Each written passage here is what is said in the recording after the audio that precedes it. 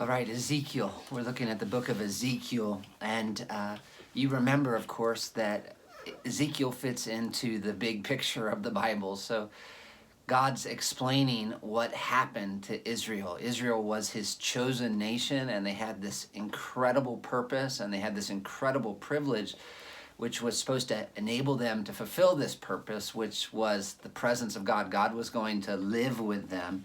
And yet it seems like they've come to a tragic end as Jerusalem, God's city, is absolutely devastated, and God and his glory leave the temple. But hope is not gone. Ezekiel is the prophet of bad news. He tells them Jerusalem is going to be destroyed. He explains why God's glory is leaving the temple, but he's not just a prophet of bad news. He's also a prophet with good news. And that is that God has a plan, and his plan is bigger and better.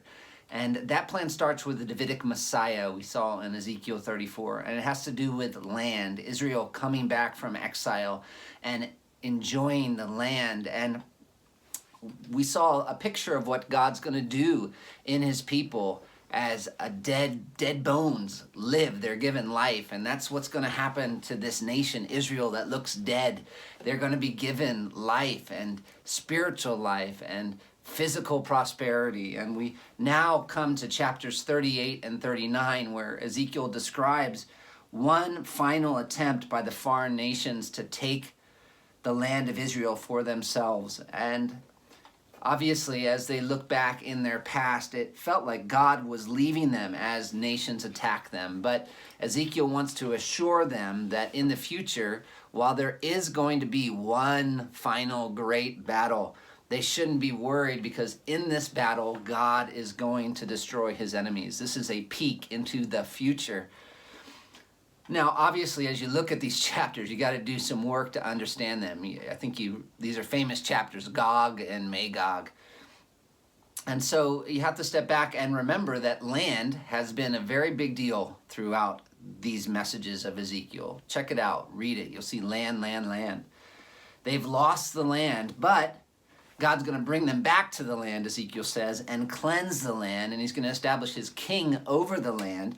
And then there will be one final attempt to possess the land, and just so everyone knows, it won't work. The nation's going to come, and Ezekiel wants to say, be assured of this, they're not going to be able to take the land. And God demonstrates his ability to keep his promises in this passage about the invasion of Gog. And we'll see that their invasion doesn't work because God defeats them. That's the basic idea. The hard part is trying to figure out who is Gog and who is Magog. And there are all sorts of theories about this, but the final answer is we don't know, and you probably shouldn't believe anybody who tells you that they do know. It seems like Gog is a person and Magog is a place. He goes on to talk about Meshech and Tubal, and really we don't know what those words refer to either. Gog of the land of Magog is the chief prince of Meshech and Tubal. And scholars say there's some very, very, very, very, very sparse data that seems to indicate these may be in Turkey, perhaps, but really we don't know. What we do know is we have a Gog from the land of Magog who gathers a lot of people with him to come against Israel. And God tells Gog that he is going to turn him around and bring him out with his army ready to fight, along with Persia, Cush, and Put, and all these other nations as well. And people are going to come from all over for this battle. And then God says, get ready. Gog is going to do this, but God's got his hooks in his jaw, and really God is going to do this to demonstrate that no one is ever going to defeat Israel again. Israel's living securely at this point in chapter 38. Says, after many days you will be mustered. In the latter years you will go against the land that is restored from war. On that day, thoughts will come into your mind, and you will devise an evil scheme, and you will say, I will go up against the land of unwalled villages. You will come from your place of the uttermost parts of the north, you and many peoples with you, all of them riding on horses, a great host, a mighty army. You will come against my people Israel like a cloud covering the land. In the latter days I will bring you up against my land, that the nations may know me, when through you, O Gog, I vindicate my holiness before their eyes. God's going to use this evil king to actually put his own glory on display. How's God going to do that? He explains in verses 17 and following, "But on that day, the day that God shall come against the land of Israel, declares the Lord God, my wrath will be roused in my anger. For my jealousy I declare, and in my blazing wrath I declare, on that day I will show my greatness and my holiness and make myself known in the eyes of many nations. Then they will know that I am the Lord." And he keeps on explaining why he has to do this in chapter 39 and why. He says, "I will turn you, you shall fall, then they shall know that I am the Lord. And my holy name I will make known in the midst of my people Israel. And I will not let my holy name be profaned anymore. And the nations shall know that I am the Lord, the Holy One in Israel." And he continues to explain all kinds of details about what's going to happen in those days in verses 9 and following. And again in verse 21, he says, "I will set my glory among the nations, and all the nations shall see my judgment that I've executed, and my hand that I have laid on them. The house of Israel shall know that I am the Lord their God from that day forward." And then God describes Israel coming into the millennial kingdom in verse 25. He says, "Now I will restore the fortunes of Jacob and have mercy on the whole house of Israel, and I will be jealous for my holy name. They shall forget their shame and all the treachery they have practiced against me when they dwell securely in their land with none to make them afraid. Then they shall know that I am the Lord their God, because I sent them into exile among the nations and then assembled them into their own land. I will leave none of them remaining among the nations anymore, and I will not hide my face anymore from them when I pour out my spirit upon the house of Israel, declares the Lord." And basically what's happened here is one final attempt to remove the people of Israel from the land, and God's proved that he's not going to allow this to happen, after which there's just this glorious outpouring of God's Spirit and on the nation of Israel, and they enjoy God's presence in a unique and powerful way. And remember, Ezekiel's telling the people this all the night before Jerusalem falls, and they hear this promise about what God's going to do in the future, and the next day they wake up and Jerusalem has been destroyed. So this is the hope that is to take them through the exile. It's not over. It's not over. Now, someone might ask, of course, as they look at this, there's a lot that is confusing, like, are they going to be fighting with bows and arrows in the end time? He talks about that.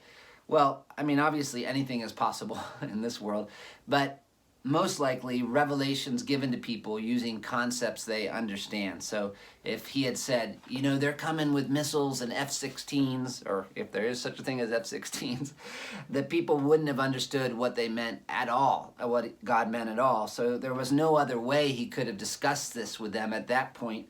There's going to be a battle, instruments of war are going to be destroyed, and they're going to be used for fuel. That's how he ends up describing it. Interestingly, a lot of this is picked up in Revelation, and John in Revelation 20 and verse 7 adds further explanation in terms of the timetable. So you can look there for more insight. But finally, after all of that, we see how thoroughly God's going to restore his people and his relationship with his people in chapters 40 through 48. And what Ezekiel does here, he gives us a vision of a future temple. He believed that the temple would be rebuilt, chapters 40 to 42, and that this temple would be filled with divine glory, chapter 43. And this is going to be a difficult section, especially as you read through Ezekiel. But the big point is not nearly as difficult as some of the specifics. Way back at the beginning of the book, we saw God's glory leaving the temple, and we see why. Then we see that God is going to be working on his people's hearts, and he's actually going to come dwell in his people's hearts, and they're going to become like temples, and then he's going to be preparing the land so they can live in it, and cleansing the land so they can live in it as his people. But the goal hasn't been quite reached yet. We still long for God's special presence, and Ezekiel's saying there's a day coming when God will dwell with his people once again. Garden of Eden, but better. The whole storyline fulfilled. And again, this is a vision that shows us how. This future temple, there's going to be a future temple, Ezekiel says, that is going to be a visible demonstration of how God's presence is going to fill the world and how he's going to complete what he started with Israel. And there's going to be sacrifices, but not for sin, because Jesus is the one who performed that sacrifices, but sacrifices for worship. You remember in the Old Testament, sacrifices were bigger than just for sin. There were also sacrifices for just giving thanks and other things. And you can even think of the New Testament. We're living sacrifices, the Bible says, not for sin, obviously. So there can be sacrifices. We are living sacrifices. And there will be sacrifices, Ezekiel says, for worship. And there will be the ordination of priests and things like that. Because again, this is the nation of Israel being restored, becoming what they were supposed to be. But the goal is that we'll be the temple filling the world, God's people, all of God's people. And there will be this physical temple as well, fulfilling God's promises and demonstrating God's glory. Specifically, if you look at this section, this vision's taking place many years later. It says in verse 1 of chapter 40, in the 25th year of our exile, at the beginning of the year, on the 10th day of the month, in the 14th year after the city was struck down, on that very day, the hand of the Lord was brought upon me, and he brought me into the city. So this is like 14 years after the previous message. What's Ezekiel doing during all that time? We don't know. We don't know. In chapters 40 to 42, we see the temple being rebuilt. This is a detailed description of what the temple is going to look like. And, some people say this is all a metaphor or something like that, or it's just spiritual. But, man, it's a lot of chapters if it's just spiritual on the specifics of what this temple is going to look like.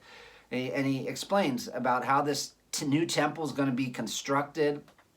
Other prophets actually seem to speak of that as well. If you look at Isaiah 2, 2-4, Micah 4, 1-3, Zechariah 6, 12, and 13. And so we have a description in these chapters of the temple, the glory of God, the sacrificial system that will take place in that temple.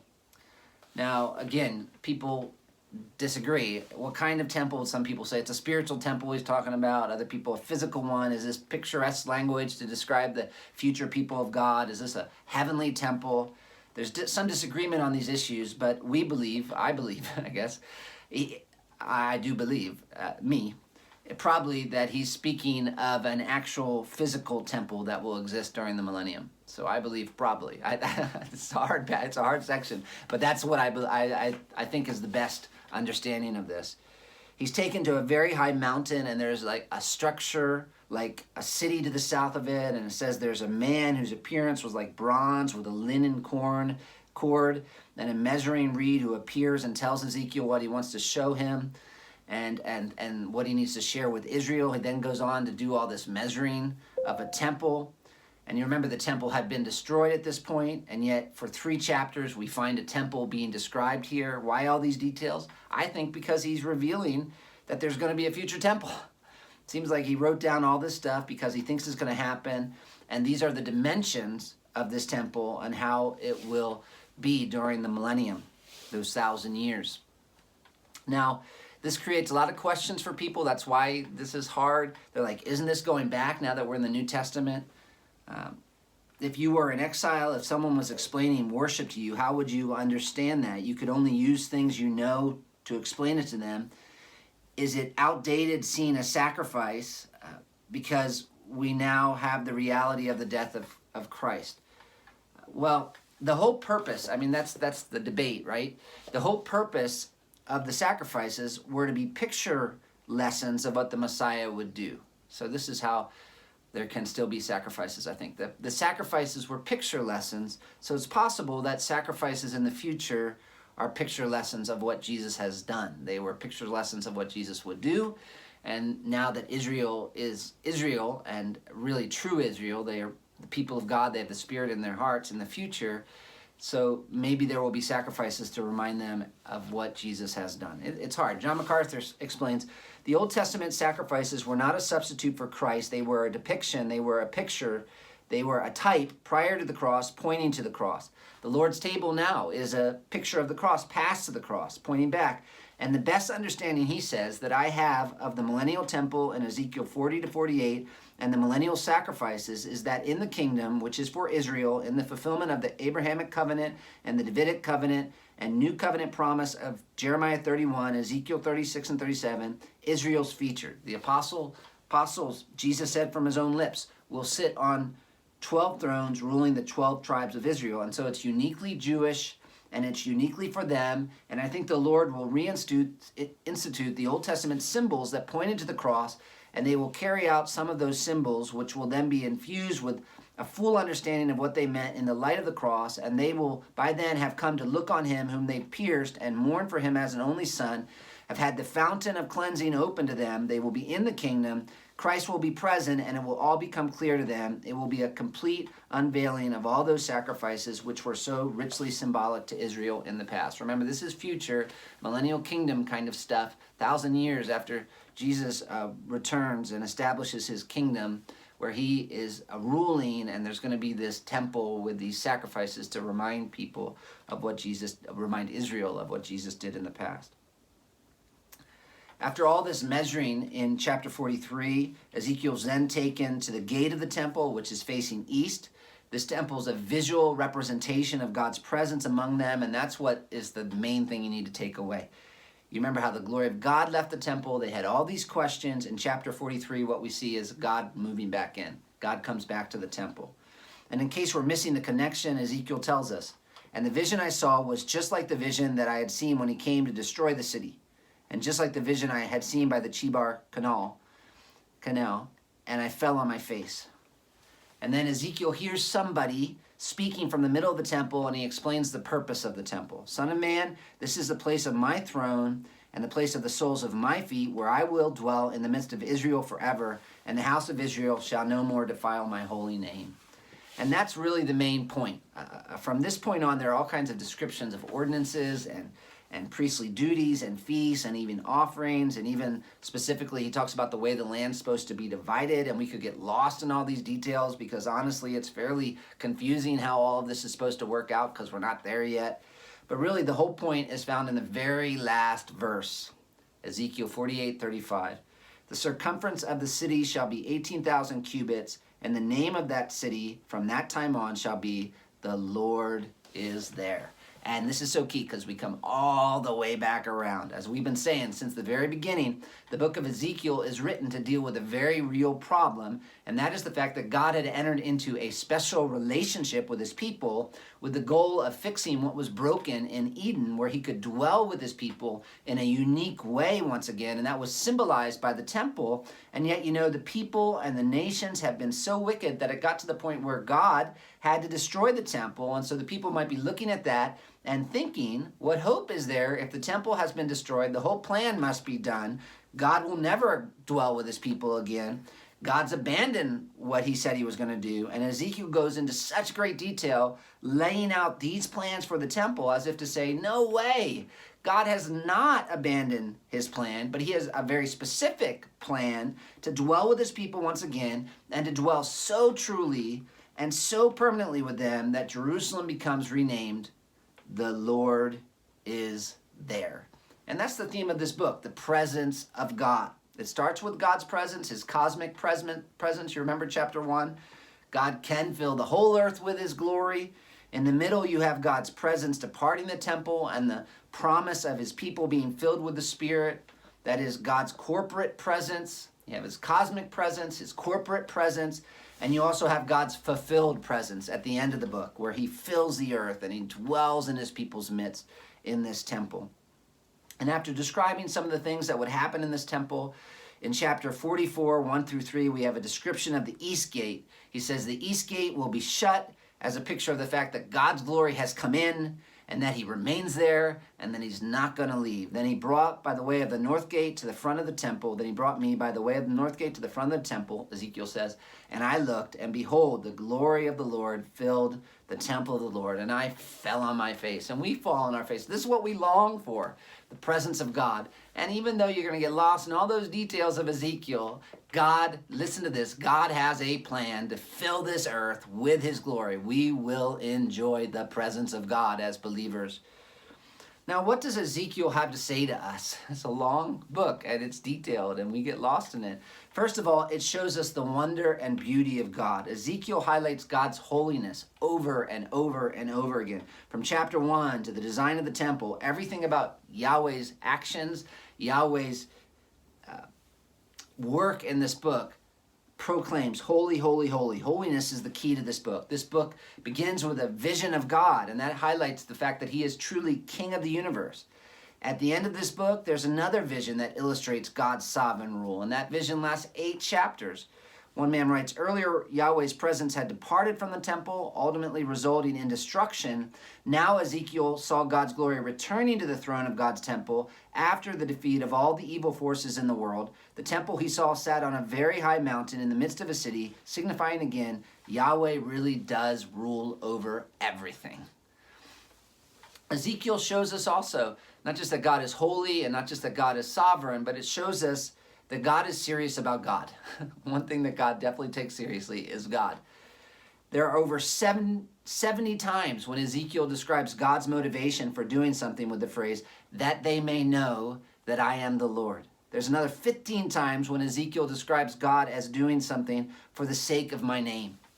This tells us that the fundamental reason that God has for acting is to bring glory and honor to himself. What motivates God? God motivates God, his glory. You also see in Ezekiel that God hates sin and he's going to judge it. It's easy for us to treat sin as something small, but Ezekiel helps us see sin from God's perspective. One man writes, like the other Hebrew prophets, Ezekiel described Israel's sin in terms of idolatry, fornication, robbery, and murder.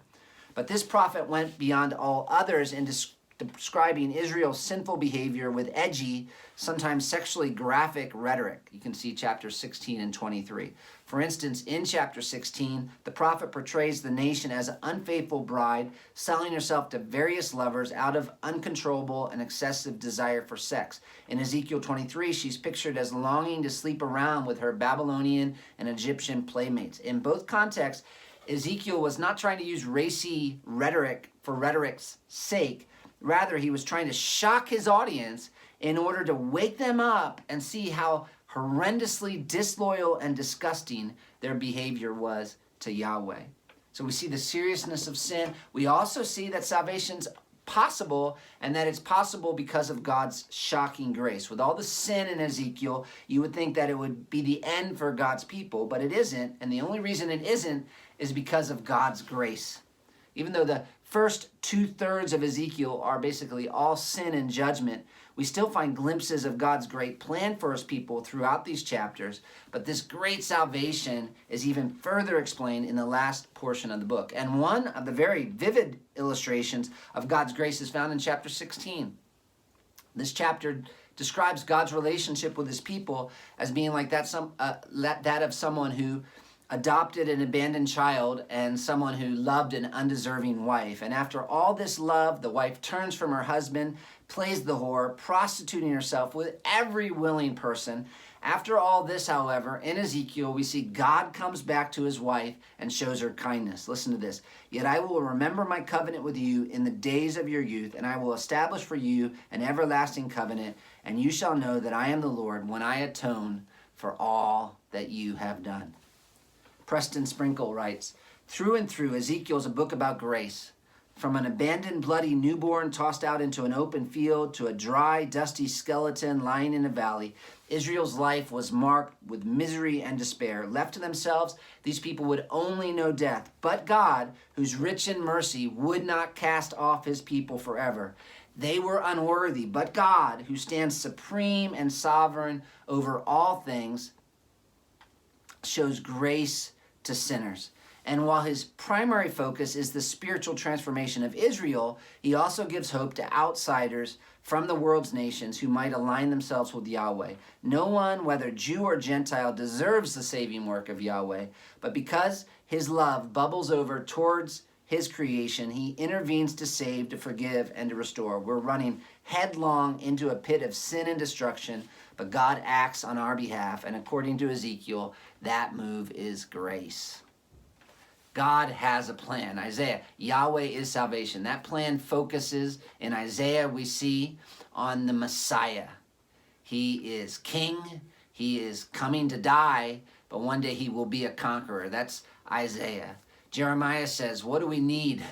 What does Israel need? Israel's going to be demolished. Israel's going to be restored.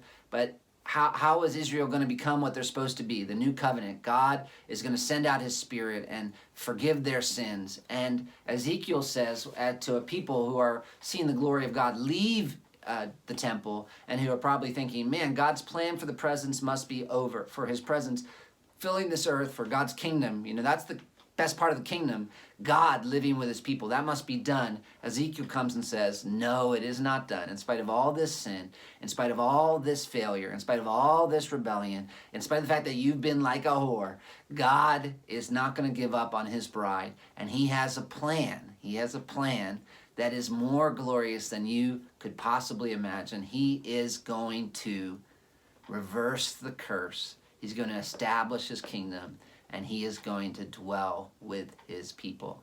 That is good news. Even though these prophets are difficult, they tell us good news. Our God wins.